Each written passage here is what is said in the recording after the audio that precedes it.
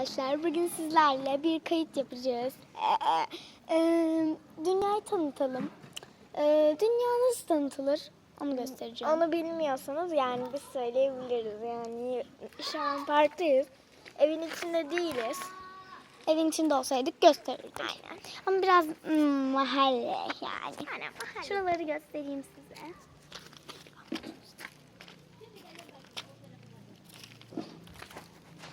Doğayı sonra sizler tanıtırız arkadaşlar. Şimdilik sizler görüşürüz. Bye bye. Hoşçakalın.